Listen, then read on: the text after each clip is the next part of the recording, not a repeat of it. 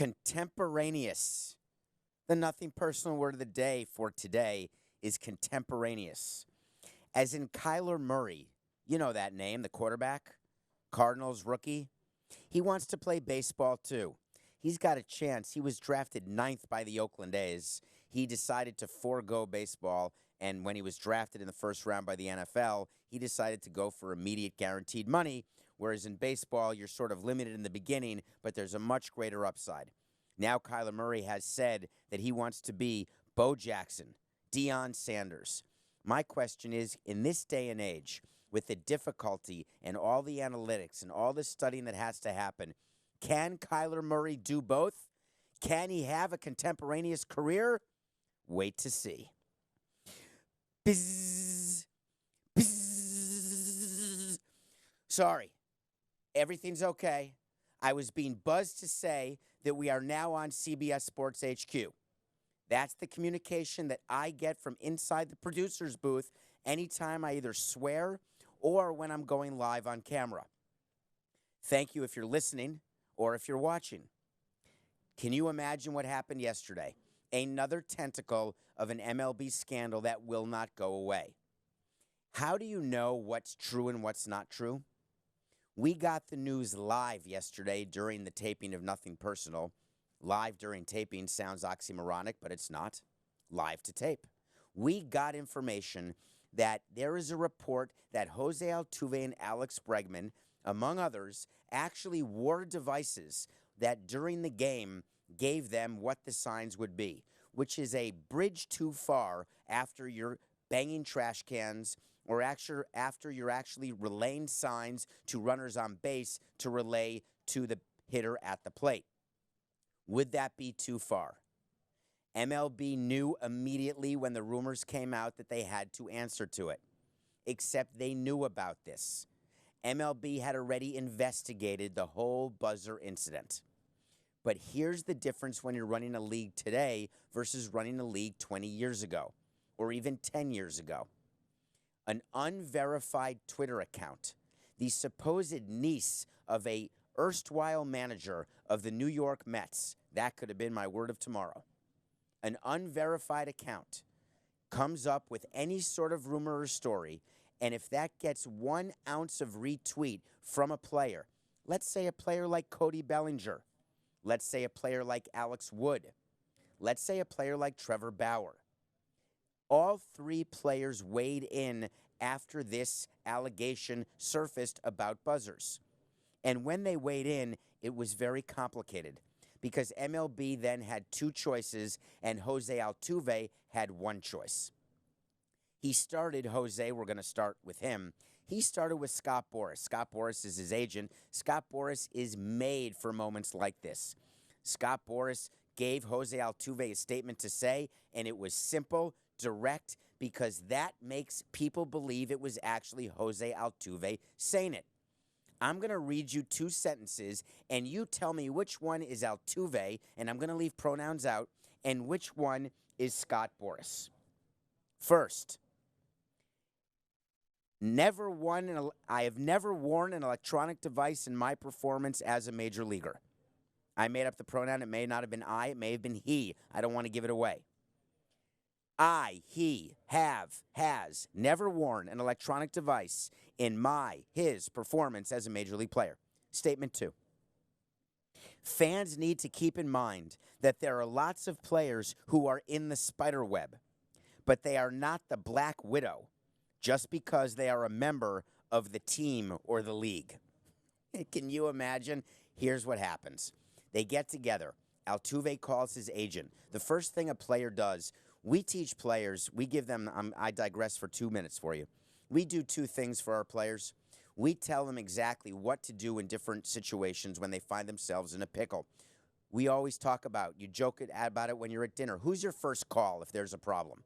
Who is the person who can help you the most? In baseball, we have resident security agents. They are people that if you have a problem with the law, if you get arrested, if you have any sort of safety or security issue, you call the RSA, Resident Security Agent. We give the numbers. They're put, in the old days, we gave them the number, but now with cell phones, you make sure every player has in his cell phone the number of the RSA. If you have an issue with something social media related, if you've tweeted something you shouldn't have tweeted, if there's a compromising picture that's going to be put out on Instagram or Twitter, first call. We tell them, call your agent. If you have an injury, anything that stops you from performing on the field, first call the trainer. So we basically go through and tell players exactly what to do. When Jose Altuve saw what was happening, that he became the #1 national trending viral post about the buzzer, he called Scott Boras and they got to work. They got to work on 2 statements. It was important for Altuve to say the first one, not a very close guess, right? The first statement was, of course, I've never worn an electronic device in my performance as a major league player. There were questions about him not wanting to take his jersey off during a home run trot walk-off against Aroldis Chapman.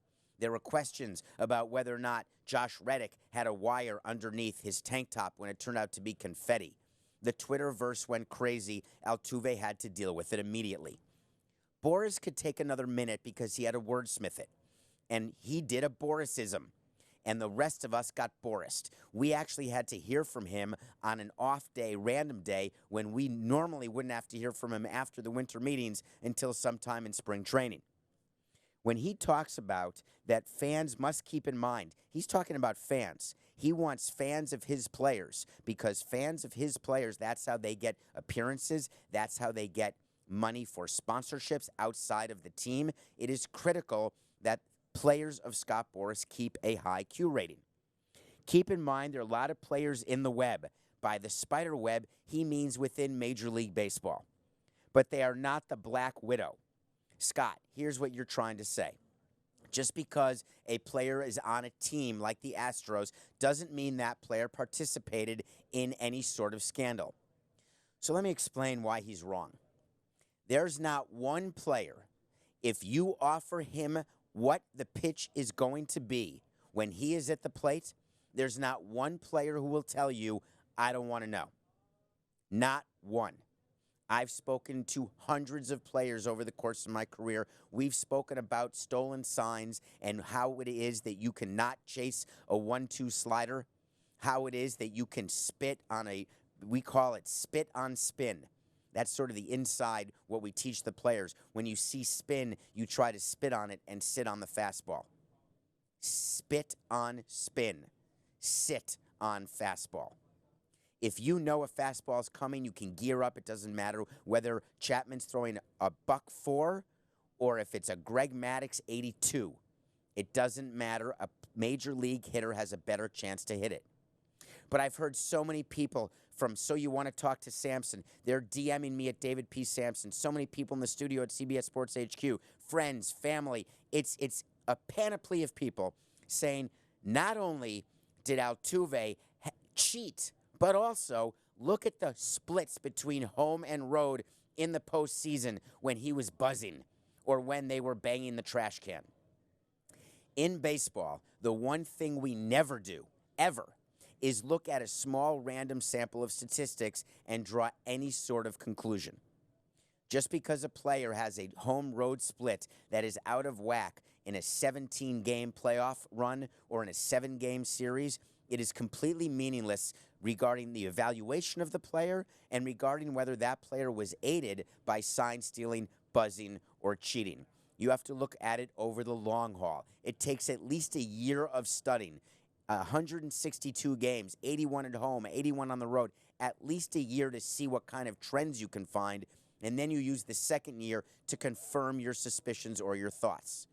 So all of you Dodgers fans out there, all of you Yankees fans out there, keep it down. Keep it down because what you're taught as a little person, you never want to throw stones when you live in a glass house. So the Mets joined the party, and they had no choice. They got rid of Beltran. We covered it yesterday. A lot of questions. People understand that we're here about business. It's nothing personal. I got a lot of questions. How much money exactly will the managers get paid? Do they get paid out on their full contract? I want to explain how that works. Carlos Beltran was signed to a 3-year deal. He had $3 million of salary. So let's call it $1 million a year. You can terminate a manager. It's called termination for cause. If you terminate someone for cause, that means you don't have to pay them, which means you get a list in your contract of things you shouldn't do. Don't do anything to disparage the organization.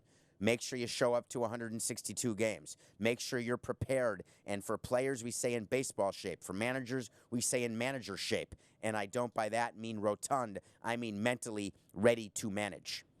If you do all those things and you go 0-162, we cannot fire you for cause. Just because you stink does not mean you can be fired for cause. Whether you're a manager or whether you work at CBS Sports HQ or whether you work anywhere, termination for cause is not about the quality of your work. It's about what you do that puts your employer in a bad light. So Carlos Beltran knew that he was in danger of being terminated for cause. My guess is the Mets explained very well to him and his agent that that's a direction we could go, so please don't expect that we're going to pay you your $3 million. They then came to a reported agreement that the Mets would make a $200,000 donation to Carlos Beltran's foundation, his personal foundation. That's called a win-win because the Mets donate $200,000. They take a $100,000 tax write-off because when you give to charity, and I'm encouraging every listener and person watching to give to charity and to be philanthropic, you get to write it off in your taxes. Even corporations get to do that. But the case with Jeff Luhnow signed through 2023, A.J. Finch, who had a couple of years left as well. Did they get paid out? Did they not? There have been no reports.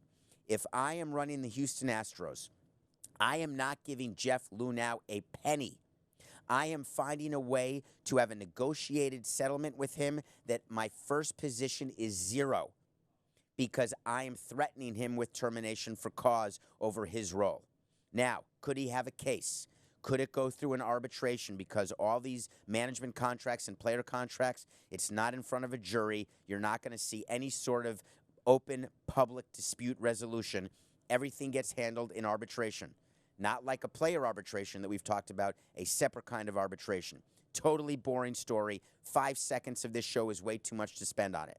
Suffice to say, there could be a fight, which is why when you are firing Luhnow, when you're Jim Crane, you are coming up with a settlement. So the question is, what are all these teams going to do now? And there are lists flowing of managerial candidates. There are networks coming up with lists. I'm going on CBS Sports HQ and saying who I think should be the manager. For the Mets, we talked about Eduardo Perez, who finished second in line to Carlos Beltran. Is it like Miss America, where if the title gets vacated, the runner-up in Miss America becomes Miss America? Does that mean Eduardo Perez becomes the de facto manager of the Mets? No. Every managerial search is different. It's not as though when you finish second, you're automatically next in line for the throne. And this was not exactly a throne that was abdicated. This is not Meghan and Harry. Yes, Coca, I worked in Meghan and Harry into the show before the end of the week. I told you I would. This is an example where the Mets will have to do a complete new search. For me, I want to bring someone in where there's the least disruption possible. That goes for the Rockets. That goes for the Astros, the Red Sox, and the Mets. With spring training on-field workouts beginning in the middle of February, there is not a lot of time for a new manager to come in who's a first-time manager. That is why I think experience on the bench will matter. To that end, we saw that Buck Showalter actually may have interviewed. I'm not breaking news here. That's not my role. Buck Showalter may have interviewed with Houston. You may be saying to me, why would Buck Showalter be interviewing with Houston? If they wanted Buck Showalter, he was available. Just hire him before you hired A.J. Hinch, or for the Red Sox before you hired Alex Cora. It's a totally different world without Jeff Luhnow. Buck Showalter could be a perfect manager in Houston because he would take control of the entire organization. That's what Buck Showalter does. 3-time manager, AL Manager of the Year. He has over 1,000 wins, over 1,000 losses. There's nothing he hasn't seen. He's a guy like Harvey Keitel in Pulp Fiction. You call him, he's the cleaner. You call him when you need stuff cleaned up before your wife gets home from work. And that's what the Astros need desperately. They need someone to come in and calm everything down. Showalter may be a good choice. From the Mets standpoint, way more complicated. They need to bring someone in who can come in and work well with the Wilpons, who are the owners, who can work well with Brodie Van Wagenen, because this is Brodie Van Wagenen's last chance. He put all his eggs in the Carlos Beltran basket and wound up like getting home from the grocery store when the packer put the dozen eggs below the quart of milk. You get home and 6 of the eggs are already broken. You're not schlepping back to exchange the eggs. You're saying, next time I'll pack it myself. That's what's going on with the Wilpons. They're going to pack it themselves. I'm looking for Brodie to be much less involved in this managerial choice than he would have been. The interesting wait to see will be on the Red Sox. They bring in somebody, in my opinion, related to the Red Sox. It is important for them. Chaim Bloom is a new GM coming over from Tampa. The Red Sox are extremely interested and worried about their perception. They asked fans to reserve and withhold judgment about their role until the end of the investigation, and there will be an end to the investigation. And when it does end, it will result in the Red Sox being fined, losing draft picks, putting them behind the 8 ball. They need to bring in a manager that people in Boston can feel good about, which is why I'm looking for it to be potentially Ron Renicky, their bench coach, or someone else affiliated with the Red Sox, whether it be a Jason Varitek or a Mike Lowell, someone who's been on the bench, been around the block. Previous managerial experience may not be completely necessary. Next week, this weekend, MLB is continuing its investigation, and teams are trying to find a manager. But that's not all that's happening in the sport of baseball. How could you not talk about Craig Mish? I swore I'd never say his name, but he actually gave me an opportunity to say something about how it works. We just talked about managers and coming up with lists. We talk about how there's 20 names on a list. Well, if you follow sports, or if you follow movies, or if you follow anything, you know very well, when we talked about the Golden Globes, we talked about the fact that you've got to spend time with the Hollywood Foreign Press Association. When you talk about in baseball and in basketball and in football, if you want to be put on a rumor list of a candidate for an open job, think about who makes those lists. Who puts out that information? Members of the media.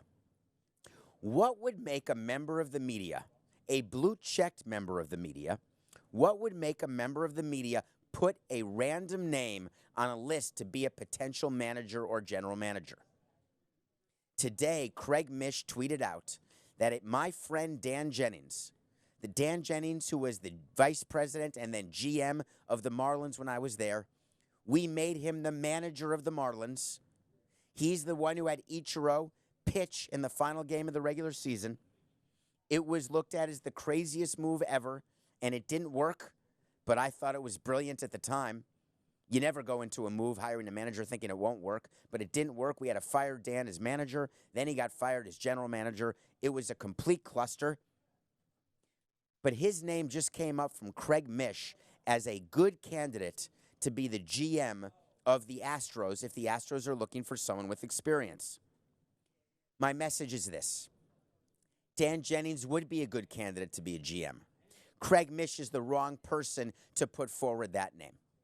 Craig Mish has had scoops and stories about the Marlins all the time when I was there.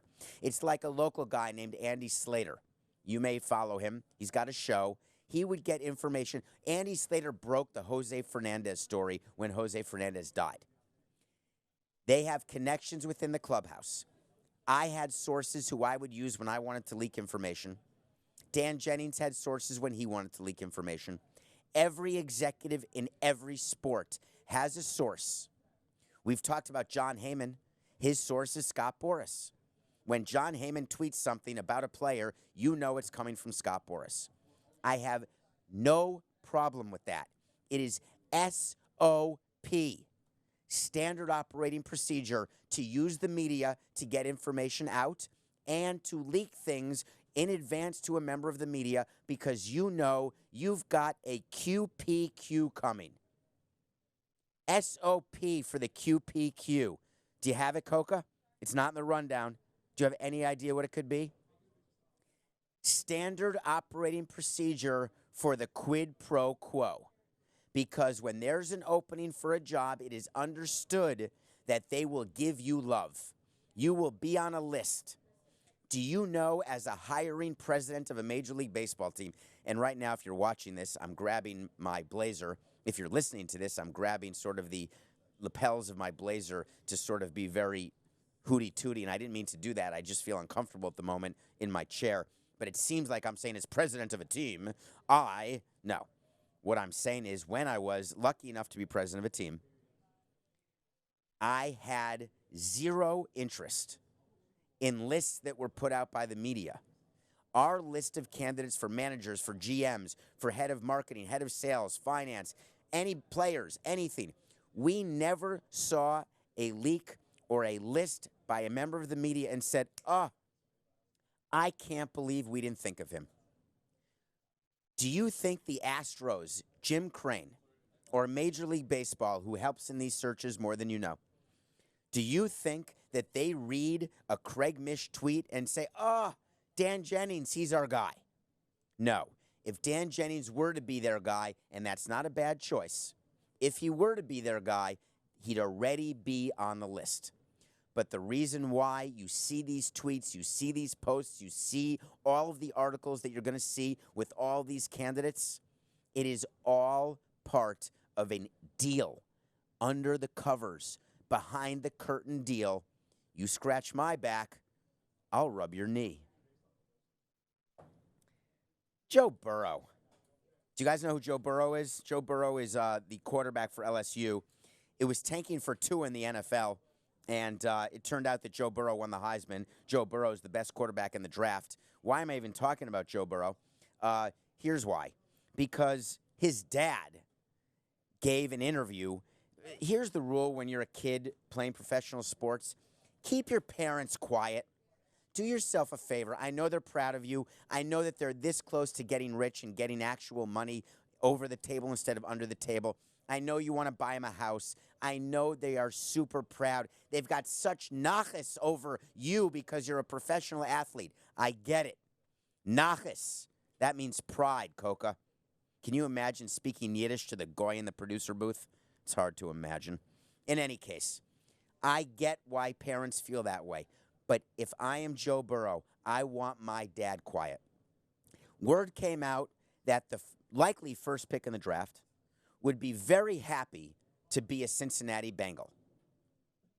First of all, Cincinnati Bengals have the first pick of the first round. Second of all, the first pick of the first round makes the most money because as you get drafted in professional sports, the lower you're drafted, the fewer dollars you get to make in salary and bonus. Therefore, to announce to the world that you'd be happy to be the number 1 pick in the country is not very newsworthy.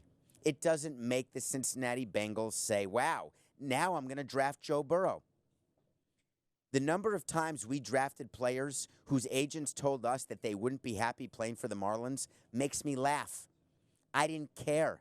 Every time an agent would call or a family member would call and say, hey, we want to play for the Marlins. Hey, we don't want to play for the Marlins. We had it both ways.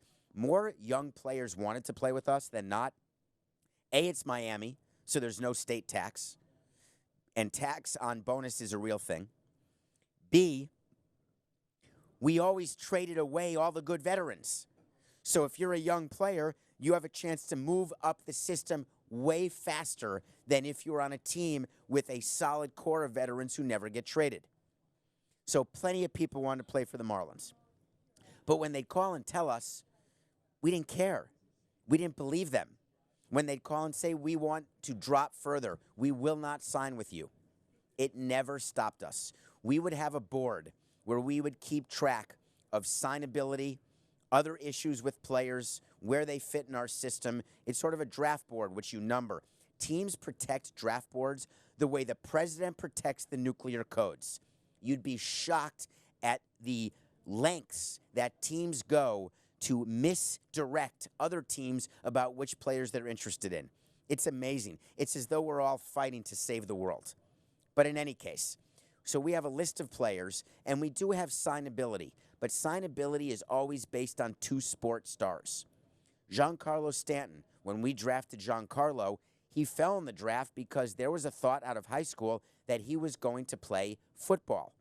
He was, I want to say, a tight end. I can't exactly remember what position. He's big enough to be a linebacker. I think he played tight end. And the thought was that he may turn down baseball in order to play football. We had a lot of players who we were worried would turn down baseball for football. The reason why it was so interesting to me what Kyler Murray did is that if you're not going to be in the top of the football draft, there was no chance that you were turning down baseball because football is just too dangerous and the likelihood of making money in football is too remote. So for Giancarlo Stanton, as he was threatening to play football, we never took it seriously. We got him signed. He came into the system, became a player. It's the same thing as players who threaten from high school that they're going to go to college. Plenty of high school kids who we drafted threatened, hey, we're going to go to college. And we'd say, great, go to college. What are they going to college for? We knew they wanted to start playing professional baseball in the minor leagues. So all of these tactics that players use, and now Joe Burrow with his father saying how excited and happy he's be fine on the Cincinnati Bengals, don't buy into any of it. It's just all noise signifying nothing.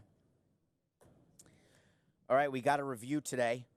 So I'm watching the Golden Globes, and the director of 1917 wins Best Director, and then 1917 wins Best Picture, Motion Picture Drama.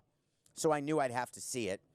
And Sam Mendes is a great director, directed one of my favorite movies, American Beauty, an amazing movie if you haven't seen it. Sam Mendes wins. I go see 1917, and I was completely underwhelmed.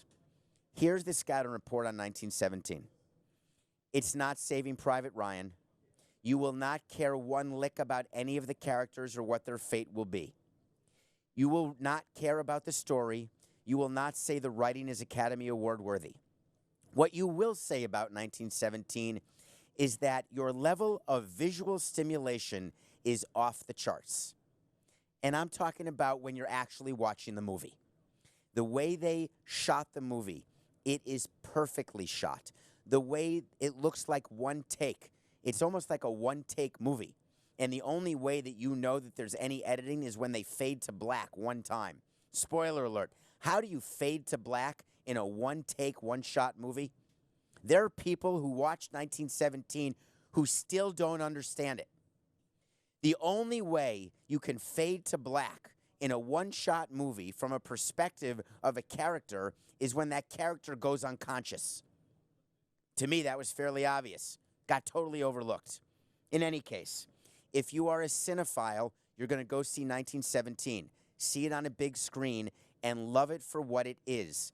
It is a movie that has perfect cinematography, great set design, amazing look. But I didn't care about the characters. I didn't care whether they lived or died. I didn't care about the dialogue. I didn't think that the fighting scenes were all that impressive. But what I did think is that the way it was shot was beautiful. Today I'm giving you two movies, though. Not just one. I'm reviewing a 1991 movie called Father of the Bride. Why am I reviewing Father of the Bride? Who wouldn't review a movie like Father of the Bride on a random Friday in January in the year 2020? I would. You know Nancy Meyers from It's Complicated? Yes? No? Check out Father of the Bride. If you're young enough that you were not born in 1991, or if you were too young that you wouldn't have seen it in 1991, I've got two words for you. Brad Paisley. Yes, that's his wife who's the bride. Steve Martin. This was like two facelifts ago. Two facelifts ago. God, if I delivered that line just slightly better, it would have been perfect. Steve Martin is one of my favorites.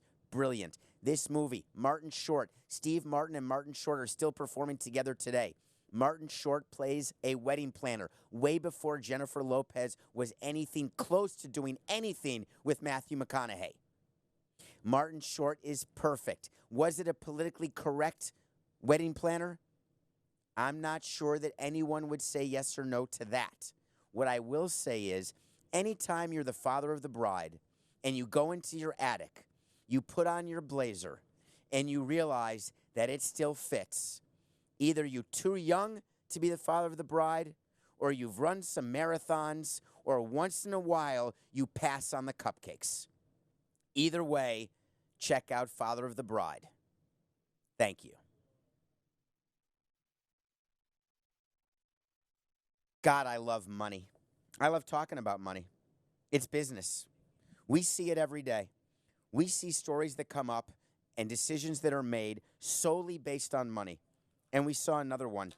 I wanted to cover this yesterday, but there's been so much breaking news, but it's still quite relevant. And as a matter of fact, something even more interesting has taken place. Zion Williamson was the first pick in the NBA draft this past season, and he's been out for more than 8 weeks. You know that as a loyal listener to Nothing Personal.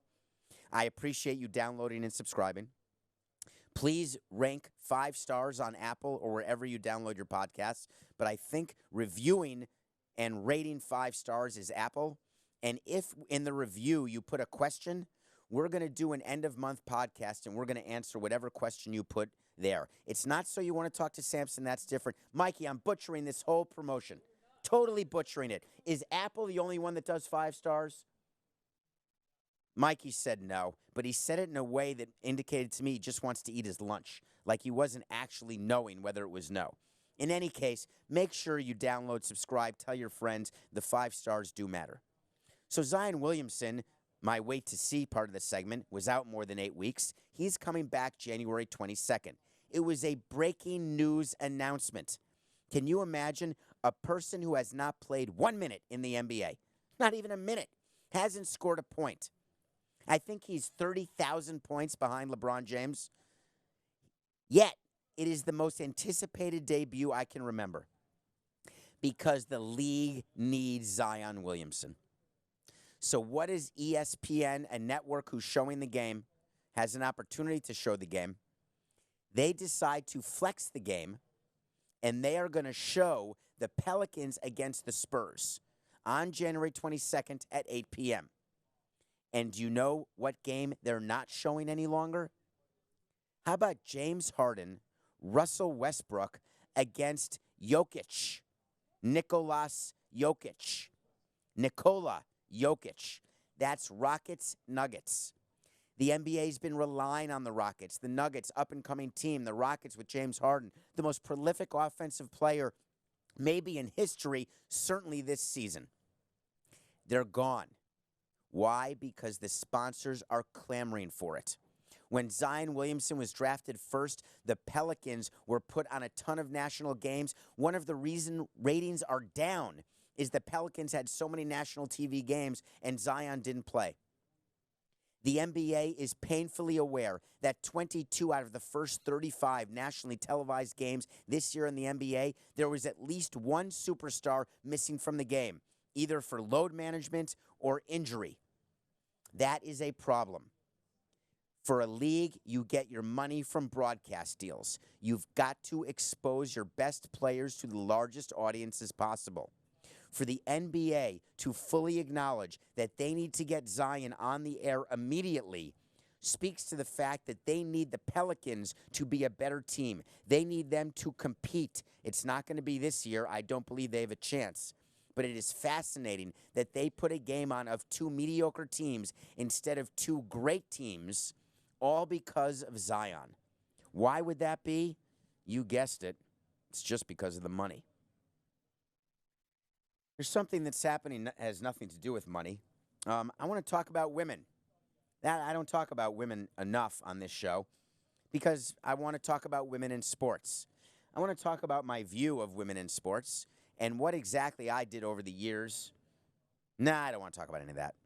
I have a better idea. Let's talk about what the San Francisco Giants just did, and let me tell you what they didn't do. In breaking great, huge, unbelievable news, the San Francisco Giants baseball team announced that Alyssa Nakken will make MLB history and become the first female major league coach. It went crazy. People were jumping for joy. This is the equality we were talking about. Now we're going to get equal pay. Now we're going to get equal representation. This is awesome. I'd like everyone to just breathe. Take a minute, and let me tell you exactly what happened. The way it works in MLB is you're allowed 7 coaches in uniform in the dugout. Any number of coaches can be in your media guide. You can call anybody a Major League Baseball coach. You can call the owner's cousin, the manager's nephew, the general manager's best friend's wife's first child from a third marriage. I can put them all in the media guide and call them all MLB coaches. We could have the youngest MLB coach in history, a super kid. Macaulay Culkin could be a coach. It doesn't mean they're a real MLB coach. What do I mean by real?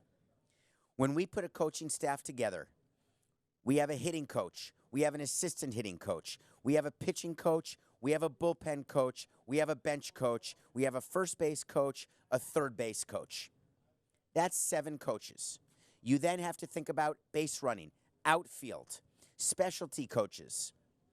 There are tons of other positions that are now being filled. Teams have more and more people they're calling coaches to help the players pregame, postgame, to monitor video during game. Wink, wink if you're not watching, to monitor video. What Alyssa is going to be is a non-coach coach. It's a great first step. I am not disparaging the Giants for making this step.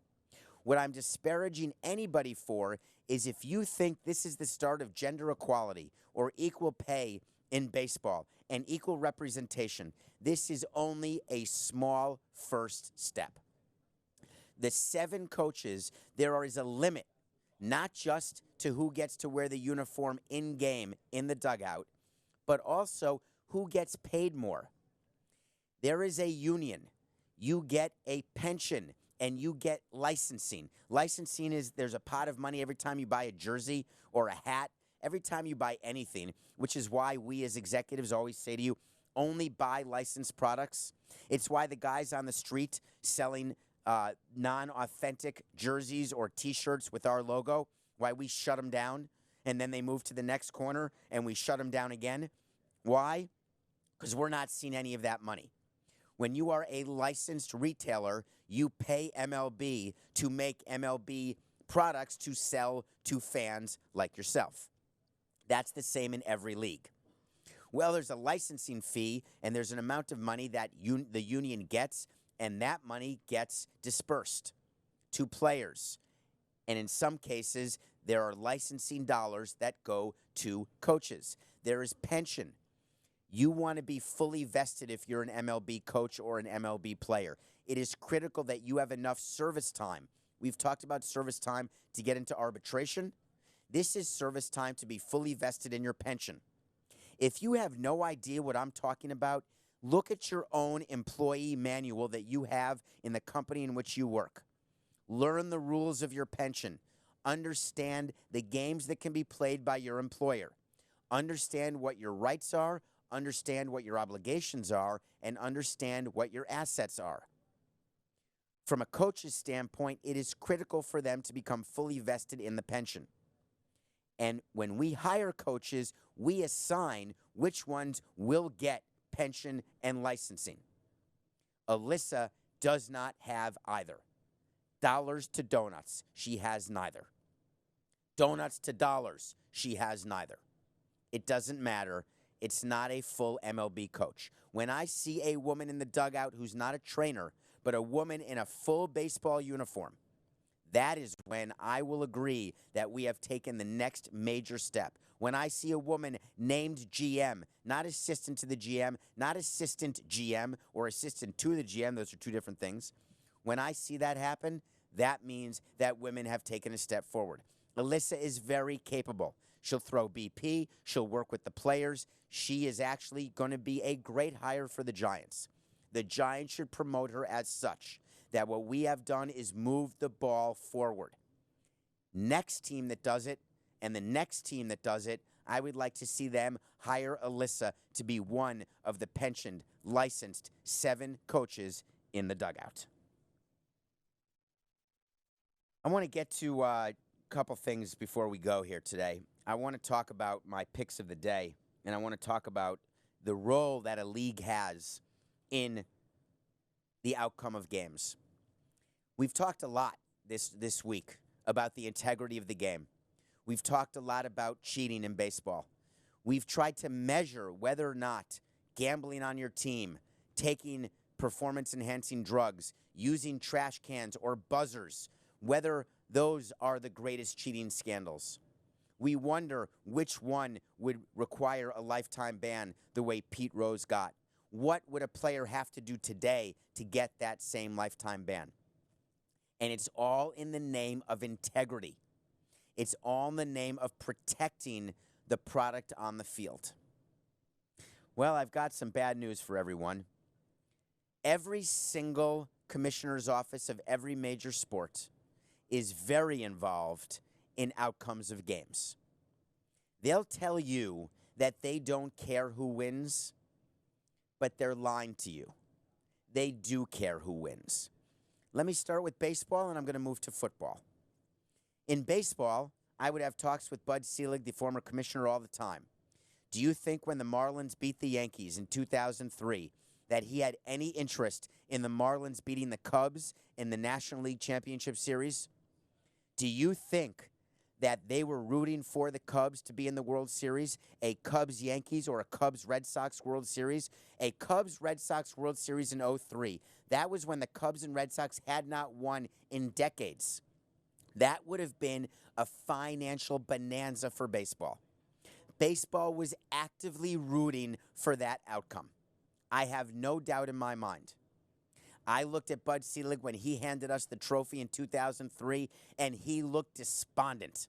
Despondent that we had won a championship in our second year in Florida, our fourth season in baseball. Despondent that he had never won a World Series title and gotten to the World Series once in 1982. But even more despondent that it was a market like Florida who was there getting the trophy when it could have been Yankees or Red Sox or even Cubs. So they don't fix games, but they root. The NFL does the same. But in the NFL, you have an opportunity to actually impact the outcome of a game. There is nothing in baseball that exists. If I tell an umpire before a series, and I'm the commissioner of baseball, I can't tell the umpire, hey, listen, I want the Yankees to win. Make sure that the strike zone is different. Make sure that when you, at first base, all ties go to the Yankees. It doesn't work that way. A, there's now replay. B, the consistency of back and forth and strike zones and umpires. I have no reason to believe in my 18 years that baseball they never would tell umpires to do that. But believe me, umpires knew exactly what the leagues wanted to have happen. NFL, I've got a bigger problem. What is the one thing an NFL on-field referee can do to impact a game? Call it out. What's the one thing? The studio audience is going crazy. Pass interference. That's a spot foul that if you throw a chuck and duck down the field 50 yards, one little yellow flag, and you've got first and goal at the 1. That is way to highly impact a game. And you can bet that the NFL wants the Packers and they want the Chiefs. They want those two teams in this 100th Super Bowl. You think they want Ryan Tannehill and the Tennessee Titans? 100th season. Well, I don't know what I said, Coca. I don't actually think that they want anything other than a Chief Packers. Can you imagine the perfect synergy of a rematch of Super Bowl I in the 100th season? Can you imagine the perfection? Therefore, as an insider, I am telling you, when you are betting these games, you take the Chiefs and the Packers. The risk is the Chiefs have to win by more than 7. The beauty is the Packers can lose by 7. But I'm taking the Packers. I'm taking the Chiefs. You know that we won with Boston getting 9.5. Don't be afraid to take Packers and the points. Those are my picks. All right, wait to see. I have so many LeBron fans here in CBS Sports HQ, but none of them is greater than Ruben. I talk about him every 4th show. I have a contract that actually says I've got to mention his name every 4 shows, and Coca's every show. LeBron right now is the #1 leader in the most recent tabulation of all-star vote getters. I'll tell you that he will end 2020. This year, he will be the #1 vote getter in all of basketball, more than Giannis, more than Luka, more than all of them. But guess what, LeBron? This is your last year. Wait to see. starting next year, there will be a new person at the top of the NBA getting the most votes for All-Star. But you know what, LeBron? You know very well where I'm coming from, because it's not business, Leb. It's nothing personal.